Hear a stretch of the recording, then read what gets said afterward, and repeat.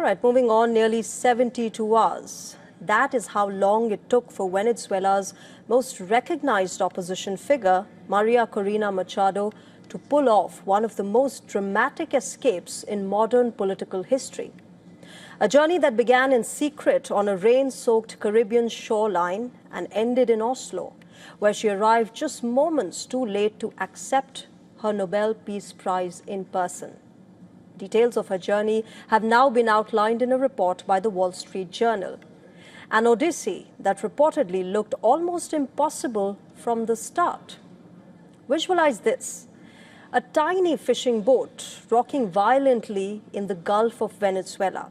Its GPS lost to the sea, its backup system dead, and its crew drifting helplessly in pitch-black waters. Even as 10-feet waves hammer the boat. For more than 3 hours, Machado reportedly sat in that darkness, knowing that if her rescuers could not find her, no one else would. Then through the wind, through the rain, a voice shouted her name. A larger vessel crept toward the boat. When the Nobel Prize winner stood up, waving her arms, wrapped in a heavy jacket and a black cap, confirming it was her. On that larger boat stood Brian Stern, a U.S. combat veteran leading the rescue. When he pulled her aboard, he radioed his team with the 3 words his crew were likely desperate to hear: jackpot, jackpot, jackpot. Stern put it simply, as he was quoted saying in the Wall Street Journal report, Stern's Grey Bull, a U.S. veteran-led private organization, managed Machado's rescue.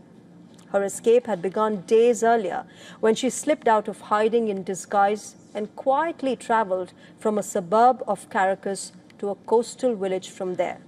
She boarded the old fishing boat chosen specifically to blend in. A mechanical failure caused a 12-hour delay. And by the time they finally left, daylight was gone. Storms built offshore. What the rough seas took away in safety, they gave back in stealth. The weather reportedly masked the boat from maritime radar, but it also pushed them far off the planned meeting point, approximately 40 kilometers off. Fearing an encounter with Venezuelan security forces or even the U.S. anti-smuggling patrols, when communication finally flickered back to life near midnight, the rescue boat surged ahead and rescued her. From there, the path cleared. Machado was ferried to the island country of Curacao.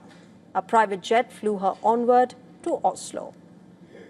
Her daughter accepted the Nobel Peace Prize in her place.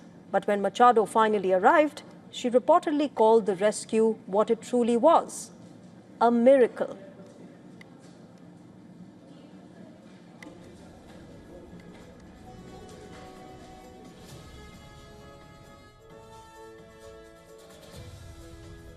Si puedo decirles que fueron horas. Yes, I can tell you they were very intense hours, with moments when I felt there was a real risk to my life. And it was also a very spiritual time, because in the end, I simply felt I was in God's hands and that whatever the Lord decides will be. Muy espiritual porque al final